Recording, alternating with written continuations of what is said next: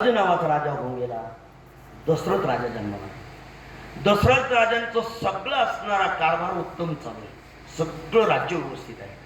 ज्या घरी कुळसैया राज्य राणी वसंतपती आणि 12 नद्या वाहणार आहेत. गोड असं राज्य चालू आहे. परंतु या राज्यामध्ये उद्विग्नता आहे त्या राजाला, दशरथ राजाला.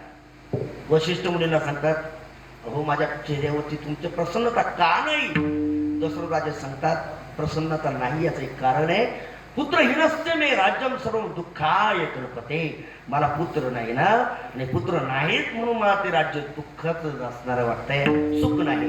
महाराज तेवढ्यामध्ये गंमत अशी होतात, ते असणारे तुमचे महर्षी त्यांना म्हणतात, काही अडचण नाही, तुला पुत्र होतील, देववृत्तीने पुत्र होतील. ऐका, ते देववृत्तीने पुत्र देवाच्या रूपात पुत्र येतील म्हटल्यानंतर महाराज तो असणारा दशरथ राजा एक दिवशी सावध शोधण्याच्या दृष्टीने आणि रानात जातो. आणि तिथे श्रावण असणारा बाळ स्वतःच्या आईवडिलांना घेऊन काशीची यात्रा करण्याकरता कावडीनं ती आपल्या आईवडिलांची सेवा करत असताना अशा ठिकाणी येतो की जिथे पाणी आहे, रात्रीची वेळ आहे आणि असणाऱ्या त्या वेळेमध्ये आणि महाराज पाण्याची तहान लागलेली आहे.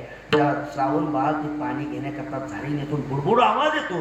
त्या आवाजाच्या दिशेनं लक्षवेधी असणारा बाण आमचे दशरथ महाराज मारतात आणि त्यामध्ये त्याचा प्राण जातो.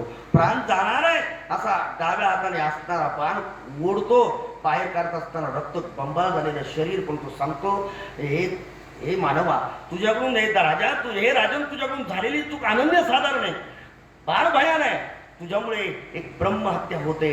पण ऐक, म्हणजे तुला एक माझं नम्र विनंती, म्हणजे 2 आईवडील आहेत की जे पाण्यामुळे तरफडतात, तळमळतात, त्यांना व्याकुळ झालेलं आहे, त्यांना काही पाणी घेऊन दे.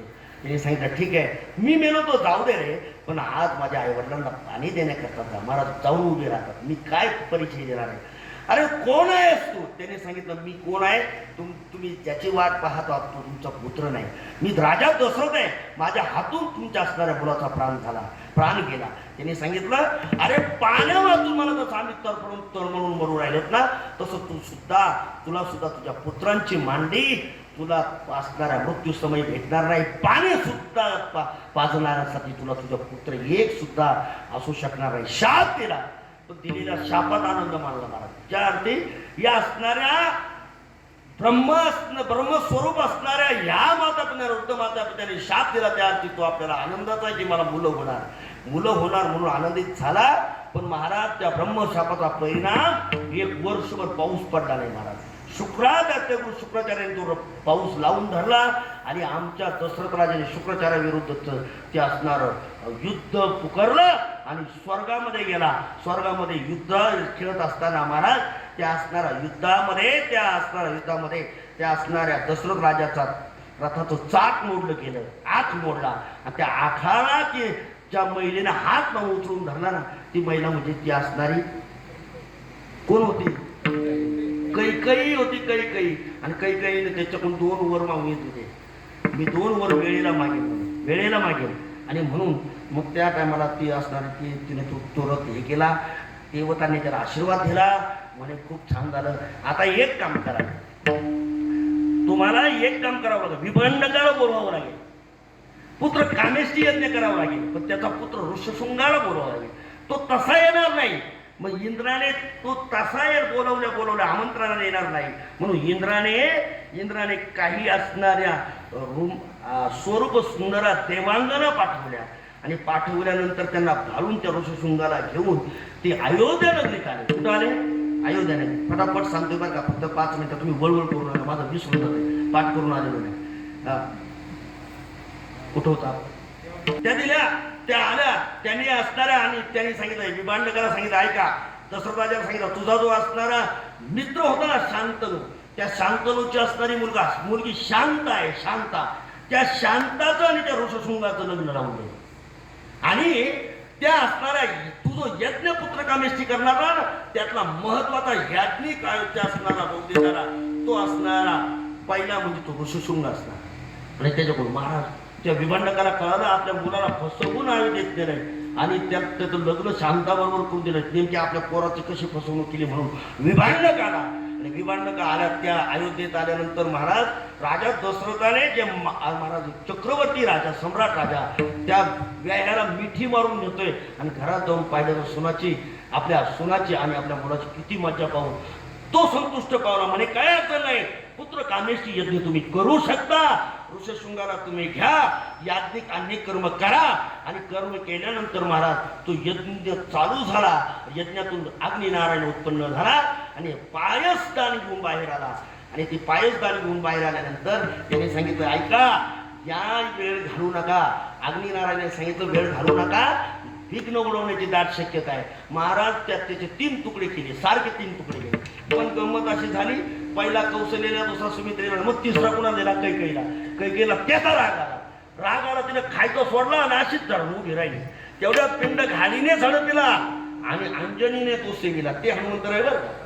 आणि तो नेला, पण आता हातातला गेला. आता त्याच्या पाठीमागं त्या दोघींनी स्वतःचा त्याच्यातला अर्धा दिला आणि खायला सांगितलं. या दोघींनी खाला, यांना पचला महाराज. या कैकेयीला पचायलाच तयार नाही. महाराज वशिष्ठ मुनीने मंत्राच्या उच्चाराने तिचा तो कंठ शीतल केला आणि मग तो खाली गेला. आणि तिघी कांता आता गरोदर आहे. कोणाच्या? मग डोहाळे पुसायची एक शास्त्राची पद्धत आहे. मग डोहाळे पुसण्याकरता राजा दशरथ पहिला कैकेयीच्या मागे गेला आनंदात. महाराज ती अशी बसलेली होती खाटावर, नवऱ्याला पाहिलं होतं, पडली ना पालथी. आता इतका बोलतो मी, माझे शब्द नाही पालस येवत. पण तिनं तोंड वाकड केलं, बाजूला पडली. तिनं सांगितलं, ती म्हणे का चुकलं का माझं काही? तुमचं काही नाही चुकलं, तुम्ही अजिबात डोके करायचे नाही. आणि माझी एक इच्छा आहे, डोळे विचारता तर तुम्ही मला कनिष्ठाशी द्यावे राज्यपद, ज्येष्ठाची धावे दुरीवनंदरा. त्याचा काही म्हणजे मागमूत सुद्धा करायला पाहिजे नाही. इकडे काही वार्ता सुद्धा आली नाही पाहिजे. त्याचं तिकडे मनात काढून इकडे ठेवायचं नाही, असं सगळं ठरलं. तर ते महाराज त्याला इतकं वाईट वाटायचं राजाला. डोहाळे विचारायला आलो, कशी बोलते ही, एवढा अपमान सहन करील. तिनं सांगितलं लोक मला नाव ठेवतील, माझ्या तोंडात शेण घालतील, त्याचं काही तुमच्यावरती काय पातक येणार नाही, ते सहन करण्यास मी तयार आहे. पण मी सांगितलं तसंच करावं लागेल. महाराज राजा जसा एखादा साप चाबावा आणि एखादं तेव्हा महाराज अग्नी तूप पाडावं, तसंच मला एक मारणार. इतकी भयानक दुःख झालं. दुःख झालेला राजा आता सुमित्राच्या असणाऱ्या महालात येतो. सुमित्रा महाराज काय महाराज तिचे जीव महाराज तिने पाहिल्यानंतर पती परमेश्वरच्या पाया पडली. अरे उठणं लावून स्नान घातलं, उंची वस्त्र दिले, खूप तिची सेवा केली. आणि त्यांनी सांगितलं सांगा आता तुझी डोहाळे काय? तिने सांगितले मला असं वाटतं ज्येष्ठाची सेवा करावी, रात्रंदिवस करावी. महाराज राजा पहुडला हो, सुंदर जेवण अन्न दान केलं. पतिव्रता असणाऱ्या नारीने खूप पतिव्रत्य धर्म दाखवला, आनंद सुखावला. राजा सुखावला.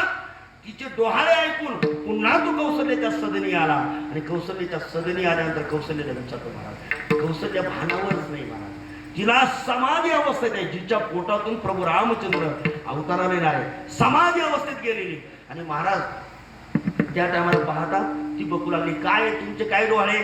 तिने सांगितलं आणि रे धनुष्य, मारे रे रावणा, लंका विभीषणा, देईल हाती, हे सगळं मी करीन, मी सगळं करीन.